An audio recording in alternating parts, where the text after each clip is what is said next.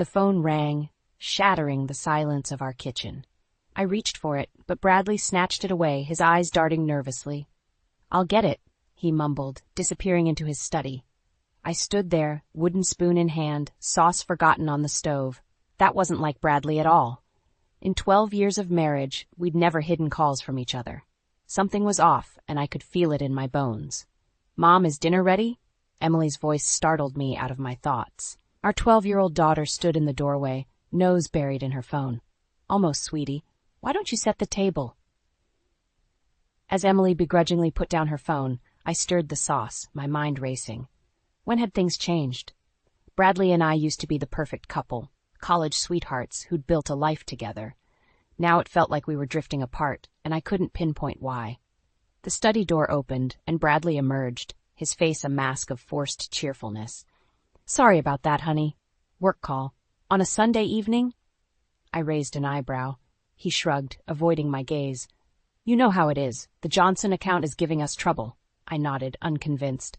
The Bradley I married would have shared the details, asked for my input. This Bradley was a stranger. Dinner was a quiet affair, punctuated only by Emily's chatter about school and her friends. I watched Bradley push his food around his plate, his mind clearly elsewhere. "How about we all go for ice cream after dinner?" I suggested, desperate to recapture some of our old family magic. Emily's face lit up, but Bradley shook his head. "Sorry, I've got some work to finish up. You two go ahead."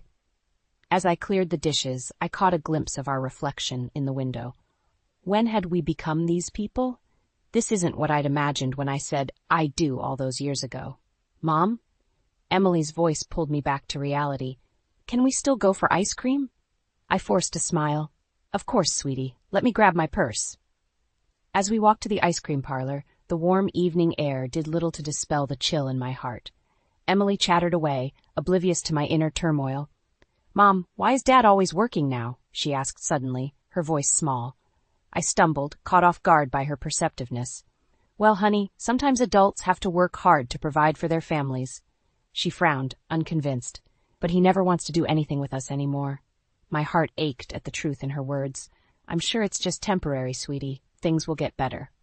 But even as I said it, I wasn't sure I believed it myself. Back home, I found Bradley in his study, door firmly closed. I knocked gently. "Brad, can we talk?"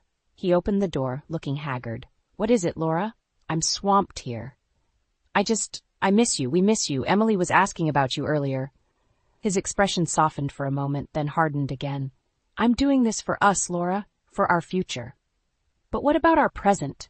I pleaded. "We need you here now." He sighed, running a hand through his hair. "I can't do this right now. We'll talk later, okay?" As the door closed in my face, I felt a surge of anger and hurt. This wasn't the man I married. This wasn't the life I'd signed up for. My phone buzzed with a text. It was from an unknown number. "Your husband is lying to you. Meet me tomorrow at noon, Central Park bench near the duck pond. Come alone." I stared at the screen, my heart pounding. Who was this? What did they know? As I deleted the message, one thing became clear. Our perfect life was about to shatter, and I had no idea how to stop it. I stared at the moving boxes piled high in our living room, a lump forming in my throat. This wasn't how I'd imagined spending my 40th birthday. "Mom, where should I put these?" Emily asked, struggling with a box labeled kitchen. "Just leave it there, sweetie. We'll sort it out later." I forced a smile, trying to hide my unease. Bradley burst through the front door, grinning from ear to ear. "Isn't this great? Back in my old hometown, new job, fresh start for all of us." I nodded weakly, remembering the career I'd left behind in the city. "Yeah, great." "Oh, come on, Laura. This is a fantastic opportunity for us," Bradley said, his enthusiasm grating on my nerves. "For you, you mean?" I muttered under my breath. "What was that?" "Nothing," I said, plastering on a fake smile. "Just thinking about all the unpacking we need to do." The doorbell rang, saving me from further conversation. I opened it to find Cynthia, Bradley's mother, standing there with a casserole dish. "Welcome to the neighborhood," she trilled, pushing past me into the house. "Oh, Bradley, darling, how wonderful to have you back home." I watched as she enveloped Bradley in a hug, completely ignoring Emily and me. Some things never change. "Laura," Cynthia said, finally acknowledging my presence. "I hope you'll be able to adjust to small-town life. It's quite different from your big city ways. I'm sure I'll manage, I replied, gritting my teeth. Cynthia bustled into the kitchen, making herself at home.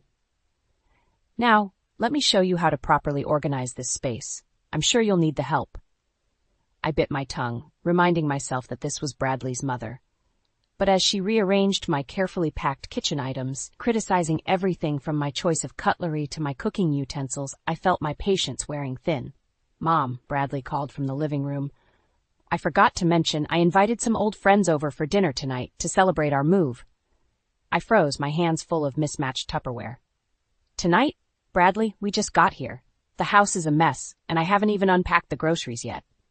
He waved off my concerns. It's just a casual get-together. They won't mind.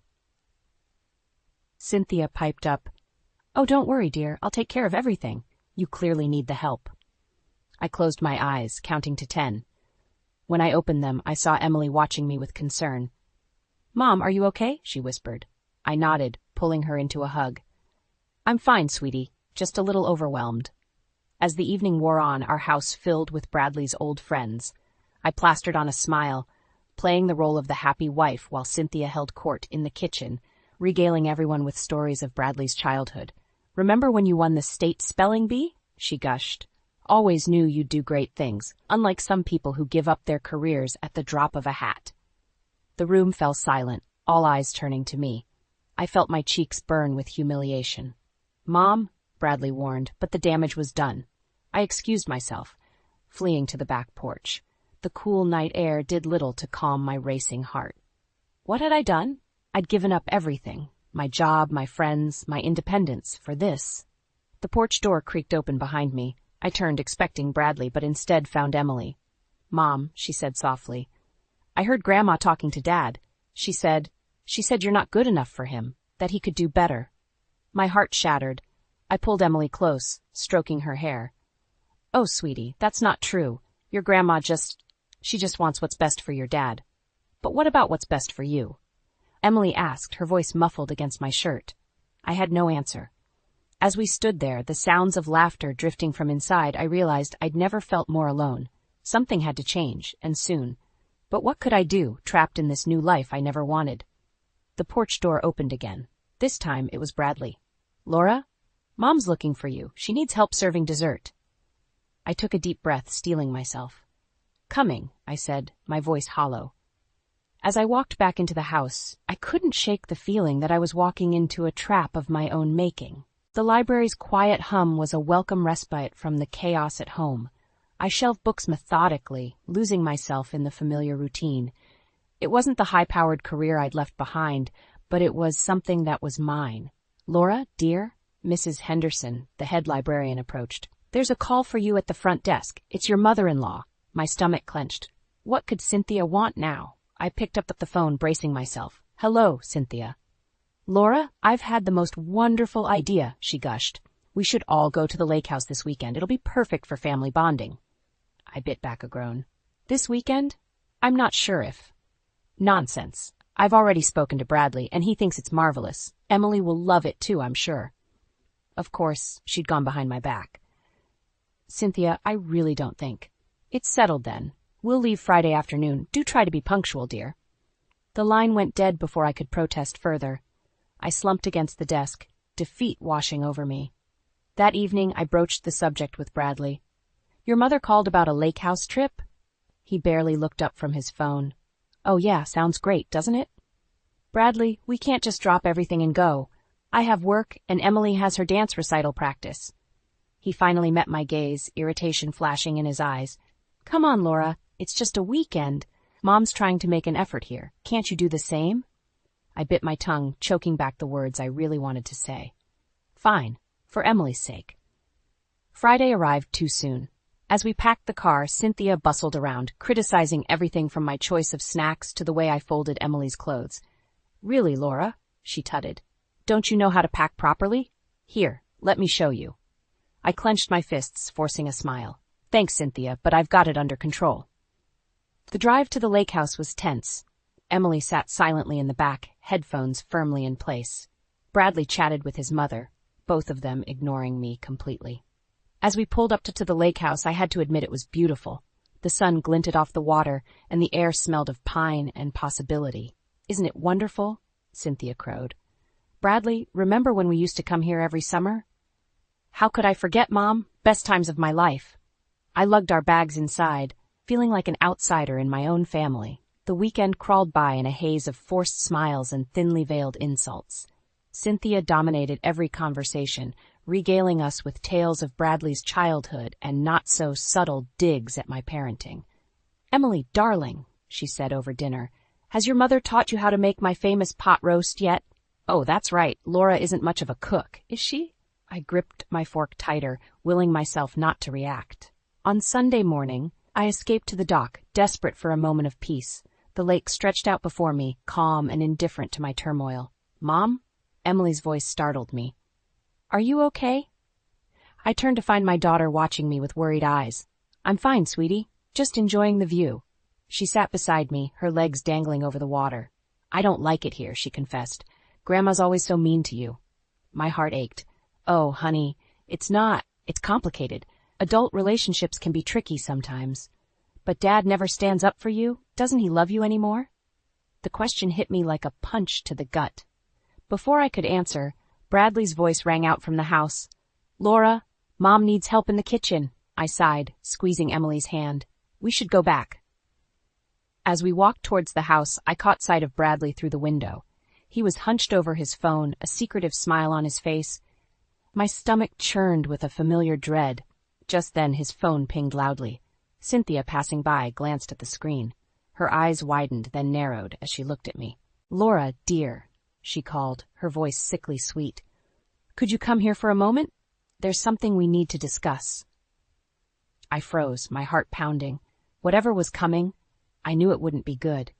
With a deep breath, I stepped into the house, bracing myself for the storm that was about to break. I stepped into the lake house, my heart pounding.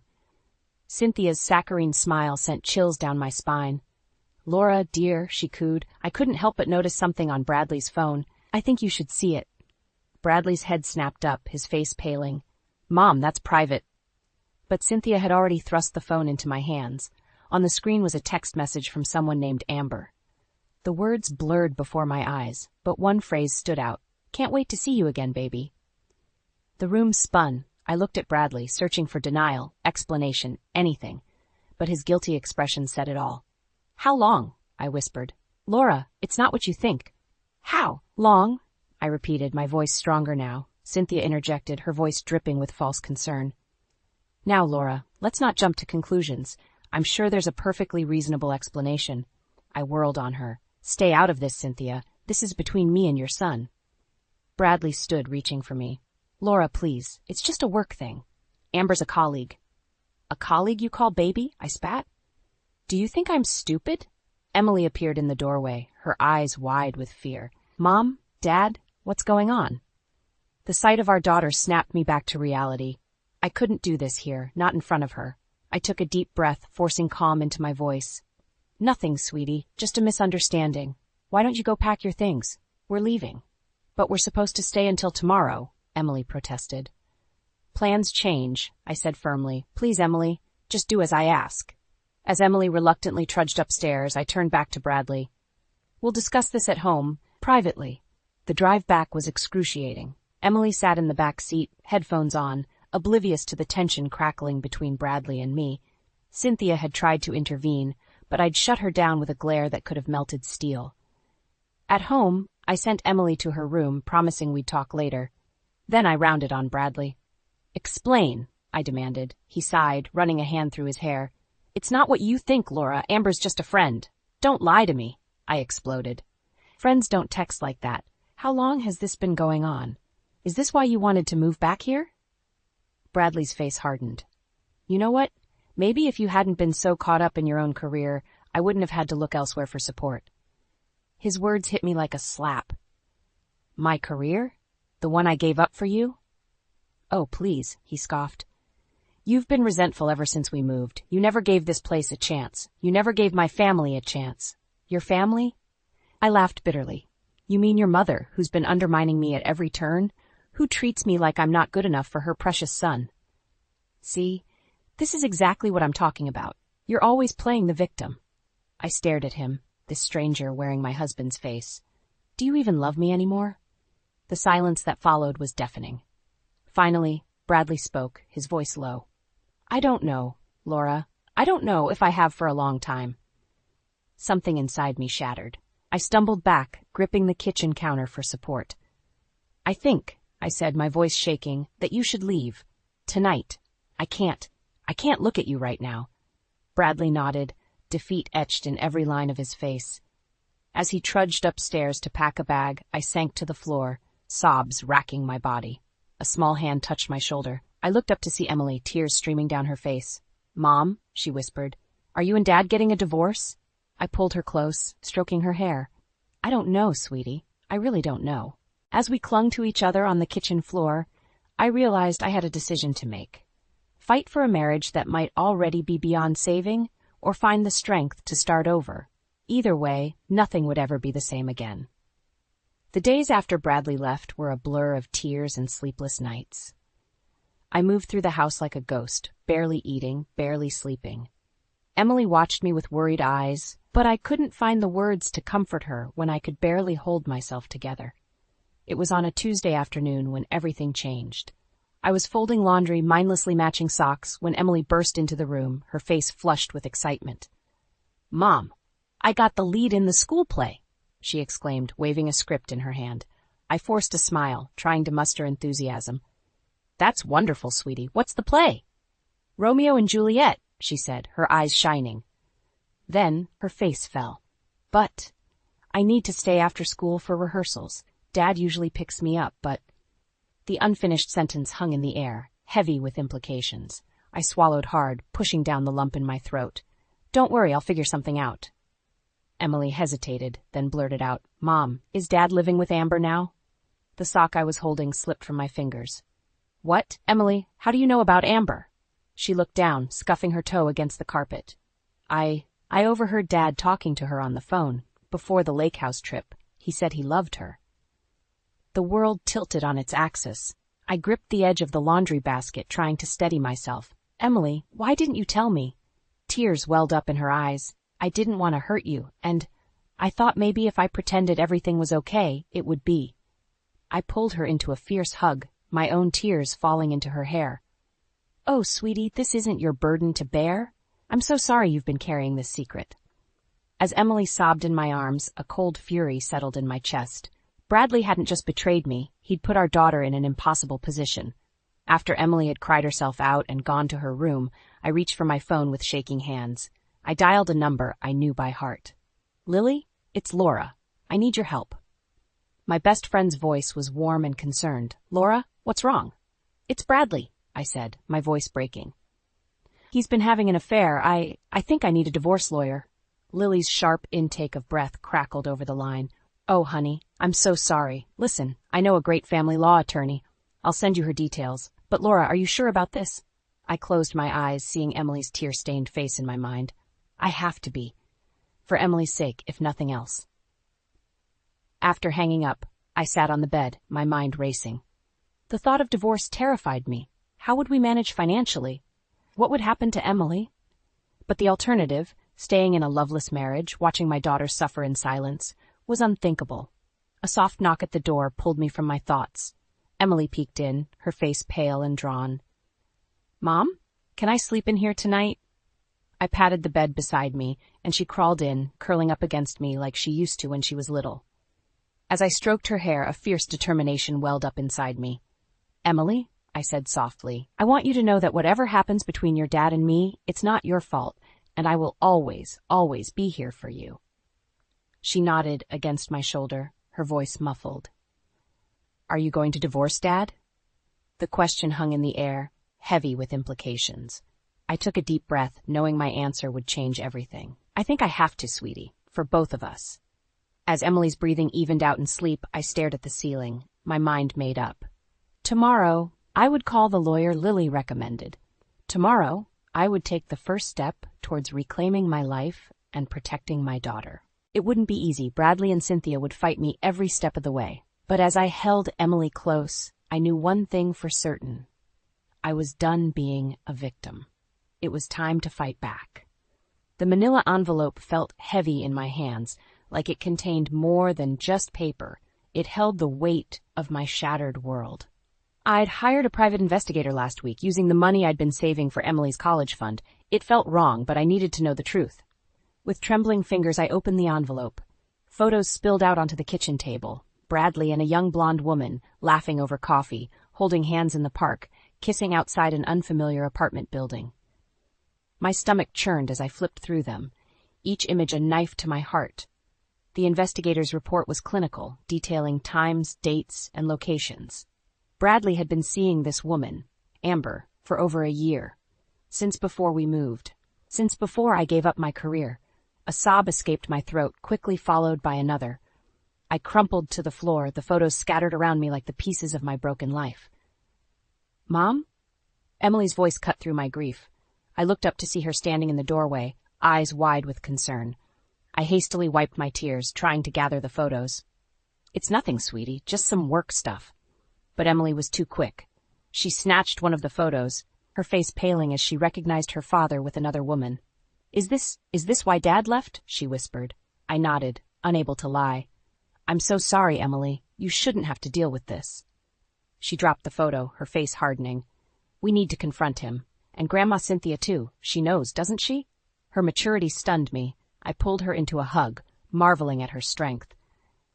"You're right. It's time we face this head on." I called Bradley, my voice steady despite my racing heart. "We need to talk, all of us, including your mother. Come to the house tonight." Hours later, we sat in the living room, Emily and I on one couch, Bradley and Cynthia on the other. The photos lay on the coffee table between us, an undeniable testament to Bradley's betrayal. "How could you?" I asked, my voice barely above a whisper. Bradley's face was ashen. "Laura, I can explain." "Explain what?" Emily interrupted, her voice sharp. "How you lied to us, how you made Mom give up everything for you." Cynthia bristled. "Now, Emily, that's no way to speak to your father." "And you," Emily rounded on her grandmother. "You knew, didn't you? You helped him hide it." Cynthia's silence was all the confirmation we needed. I took a deep breath, steeling myself. "I want a divorce, Bradley. I can't do this anymore." The room exploded into chaos. Bradley pleaded, Cynthia shouted, Emily cried, but I stood firm, a strange calm settling over me. "Enough," I shouted, silencing them all. "This isn't up for debate. You've made your choices, Bradley. Now I'm making mine." I turned to Cynthia, years of pent-up frustration pouring out. "And you never thought I was good enough for your precious son. Well, guess what? He wasn't good enough for me, for us." Cynthia's face turned an alarming shade of red. "How dare you, after everything we've done for you, what you've done?" I laughed bitterly. "You've done nothing but undermine and belittle me from day one. Well, I'm done. I'm taking Emily, and we're leaving. Tonight." Bradley stood, reaching for me. "Laura, please. We can work this out." I stepped back, shaking my head. "No, Bradley. We can't. It's over." As I turned to leave, Cynthia's voice, cold and threatening, stopped me in my tracks. "If you leave now, you'll get nothing. We'll make sure of it. You'll be penniless, homeless. Is that what you want for Emily?" I froze, the weight of her threat crushing me. Everything I'd worked for, everything I'd sacrificed, could I really walk away from it all? Could I subject Emily to a life of struggle just to escape this toxic marriage? As I stood there, torn between my desire for freedom and my fear of the unknown, I realized I was facing the biggest decision of my life. Whatever I chose next would shape not just my future, but Emily's as well. The clock was ticking, and I had to decide, now. Cynthia's threat hung in the air, suffocating me. I looked at Emily, her eyes wide with fear and determination. In that moment, I found my strength. "No," I said, my voice steady. "You don't get to threaten me anymore. Cynthia, I'm not afraid of you." Bradley stepped forward, his face a mask of desperation. "Laura, please, we can work this out. I'll end things with Amber, I swear." I laughed bitterly. "End things? Bradley, you've been seeing her for over a year. You moved us here to be closer to her, didn't you?" His silence was all the confirmation I needed. "I trusted you," I continued, my voice breaking. "I gave up everything for you, my career, my friends, my life in the city, and this is how you repay me?" Emily squeezed my hand, her voice small but fierce. "Mom, we don't need them. We can make it on our own." Cynthia scoffed. "Don't be ridiculous. You have nothing without us. No money, no home, no future. Think about Emily's education, Laura. Are you really willing to throw that away? I felt the weight of her words, the fear of an uncertain future. But then I remembered all the nights I'd cried myself to sleep, all the times I'd felt small and insignificant in this house. I thought of Emily, forced to keep her father's secret. We'll manage, I said, straightening my spine. We've done it before, we'll do it again. Bradley's face hardened. If you walk out that door, don't expect any help from me. I'll fight you for custody. I'll make sure you don't get a penny. Dad, Emily cried, shock and hurt etched on her face. I felt a surge of rage. You'd do that to your own daughter, after everything you've put her through? He's bluffing, Cynthia interjected, her voice sickly sweet. Bradley, darling, you don't mean that. We can work this out as a family. But I saw the truth in Bradley's eyes. He'd choose his mother and his mistress over us. He always had. Emily, I said, turning to my daughter, this is your choice too. If you want to stay with your father, I'll understand. Emily's eyes flashed with anger. Are you kidding after what he did, after what they both did? She glared at Bradley and Cynthia. I'm going with Mom. Pride swelled in my chest. My brave, beautiful girl. Fine, Bradley spat. Leave. But don't come crawling back when you can't make it on your own. I turned to face him, years of pent-up frustration pouring out. You know what, Bradley? I was successful before I met you. I built a career, a life, and I'll do it again, without you. I grabbed Emily's hand and headed for the door. As I reached for the handle, Cynthia's voice stopped me. If you leave now, you'll regret it for the rest of your life, she hissed. You're nothing without this family. I turned back, meeting her gaze. No, Cynthia. I was nothing with this family. But not anymore. With that, I opened the door and stepped out into the cool night air, Emily by my side. As we walked to the car, I felt a weight lift from my shoulders. The road ahead would be hard, but for the first time in years, I felt free.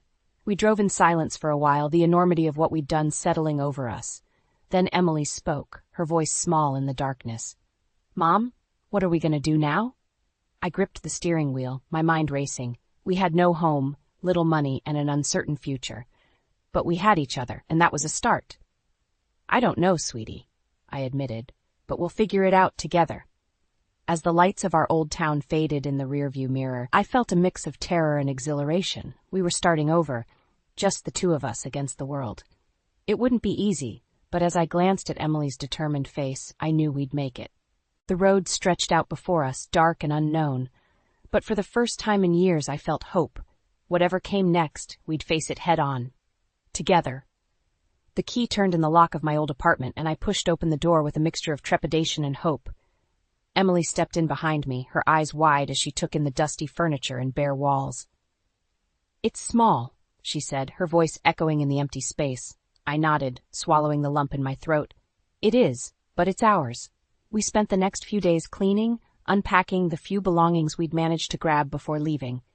It was hard work, but with each box we emptied, each room we made livable, I felt a sense of pride growing. We were rebuilding, one small step at a time. On our third night in the apartment, as we sat on the floor eating takeout, my phone rang. It was Bradley. Laura, his voice was strained. Please, can we talk about this? I made a mistake, but we can fix it. Come home. I closed my eyes, feeling the pull of familiarity, the temptation of an easier path. But then I looked at Emily, her face set in determination as she arranged our meager belongings, and I found my strength. No, Bradley, this is our home now. You made your choice, he sighed, his voice turning cold.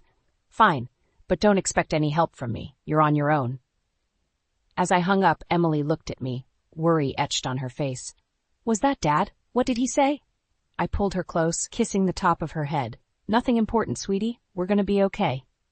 The next morning I woke early, determination coursing through me. I had a plan. I called my old boss, swallowing my pride as I explained my situation. To my surprise, she was sympathetic. Laura, we've missed you. There's a position opening up next month. It's not as senior as your old role, but it's a start. Are you interested? Tears of relief sprang to my eyes. Yes, absolutely. Thank you. With that piece of good news, I felt a weight lift from my shoulders. We could do this. We would do this. The weeks that followed were a whirlwind of activity. I threw myself into preparing for my new job, while helping Emily adjust to her new school. It wasn't easy. There were nights when I lay awake, terrified of the future, missing the comfort of my old life. But each morning I'd wake up and face the day with renewed determination. One evening, as Emily and I were cooking dinner in our tiny kitchen, there was a knock at the door. I opened it to find my parents standing there, arms laden with groceries and home-cooked meals. "Mom? Dad?" I stammered, shocked to see them. My mother pulled me into a fierce hug. "We're here to help, sweetheart. Whatever you need." As they bustled around our apartment, filling it with warmth and love, I felt the last pieces of my heart mending. We weren't alone in this. Months passed, and slowly but surely we found our rhythm. Emily thrived in her new school, making friends and excelling in her studies. I threw myself into my work, rediscovering the passion and drive I'd forgotten I had. One sunny Saturday, as Emily and I walked through the park near our apartment, she turned to me, her face serious. "Mom, are you happy? Do you ever regret leaving?" I paused, considering her question. I thought about the struggles we'd faced, the nights I'd cried myself to sleep, but I also thought about the strength we'd found, the bond between us that had only grown stronger. "No, sweetie," I said, squeezing her hand. "I don't regret it. It's been hard, but we're building something beautiful here. Together." She smiled, a real genuine smile that lit up her whole face. "I'm glad we left. I'm proud of us, Mom." As we continued our walk, the sun warm on our faces, I felt a sense of peace settle over me. The road ahead would still have its challenges, but we were ready to face them. We had each other, and that was enough. Bradley and Cynthia were wrong. We weren't nothing without them. We were everything, strong, resilient, and full of love. And as I looked at my daughter, her head held high, and her steps confident, I knew that we had already won the most important battle of all. We had found ourselves again, and this time no one could take that away from us.